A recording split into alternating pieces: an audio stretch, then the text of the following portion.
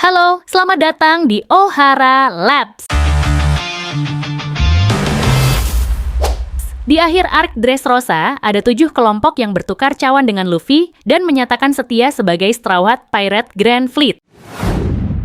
Masing-masing ketua yang mewakili adalah Cavendish, Bartolomeo, Sai, Ideo, Leo, Hajrudin, dan Orlumbus dengan total seluruhnya sekitar 5.640 member. Penasaran tidak apa yang lakukan setelah berpisah? Ternyata kisah mereka diceritakan loh di cover story chapter 86 sampai 91. Yuk, aku ceritain kisah petualangan mereka. Divisi 1, Cavendish dari Beautiful Pirate. Cavendish, si Beautiful Pirate, berlayar di Grand Line dengan kapalnya yang elegan, Sleeping White Horse of the Forest. Di sisinya ada Farul, kuda setianya, dan kru baru bernama Sulaiman. Sambil menatap lautan, Cavendish teringat masa lalunya. Sejak kecil, dia selalu jadi pusat perhatian. Terlahir sebagai pangeran kerajaan bourgeois, pesonanya bikin semua wanita jatuh hati. Sampai akhirnya, seorang wanita menolak menikah bukan karena tak suka, tapi karena terlalu banyak wanita yang cinta Cavendish. Gila kan? Itu jadi awal kehancuran. Kerajaan panik. Cavendish dianggap ancaman dan diasingkan. Ia kabur, bawa 74 prajurit dan 500 juta beli. Hidupnya berubah selamanya. Kini, saat kapal asing mendekat dan Sulaiman siap menyerang, Cavendish hanya berkata, "Tenang, mereka bukan musuh. Mereka cuma fans. Cavendish tak butuh bounty tinggi untuk jadi legenda. Cukup jadi terlalu tampan." Next, Divisi 2. Bartolomeo dari Barto Club. Suatu hari Barto Club yang dipimpin Bartolomeo mendarat di sebuah pelabuhan. Seperti biasa, mereka langsung bikin onar membakar pelabuhan dan mengalahkan petarung terkuat di sana. Setelah kekacauan selesai, mereka mulai beraksi, jualan stiker dan pin Luffy Senpai ke para penjahat dengan harga khusus.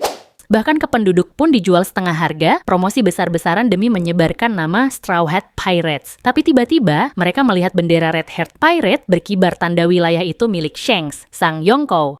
Namun Bartolomeo bukannya takut, dia malah membakar benderanya tanpa ragu, tanpa hormat. Bagi Barto, hanya satu bajak laut yang layak dihormati, Luffy Senpai. Next, Divisi 3, Sai dari Happo Navy. Kapal Happosai milik Don Sai akhirnya kembali ke kampung halamannya di Kano Country, West Blue.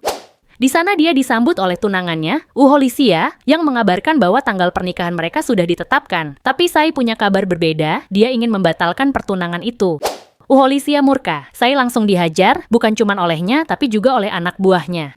Ternyata, Uholisia sudah punya 25 suami sebelumnya, dan Sai cuma calon suami ke-26 anggota baru dari husband club miliknya.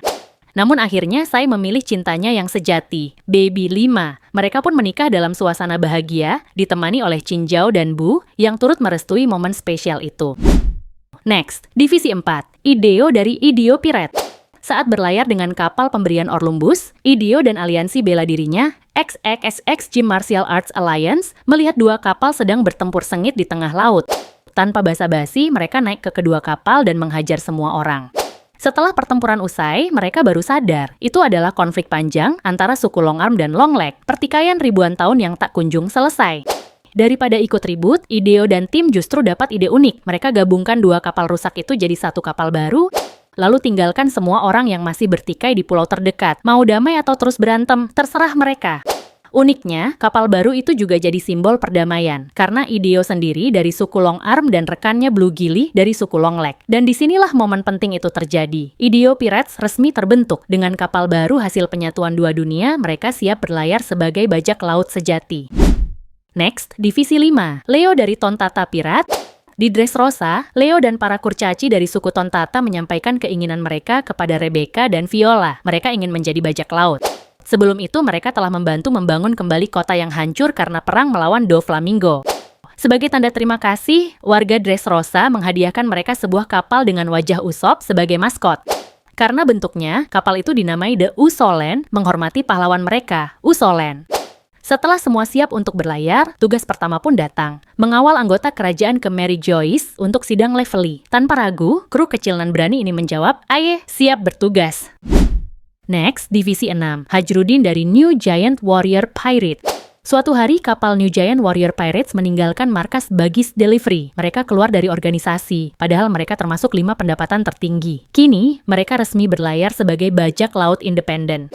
Kelima anggotanya punya spesialisasi masing-masing. Hajrudin, sang kapten, si petarung brutal yang pernah kita lihat di Dressrosa. Ahli pukulan maut, Gungnir. Stansen, si pembuat kapal, tubuh besar, palu di tangan, kekuatan kelas berat.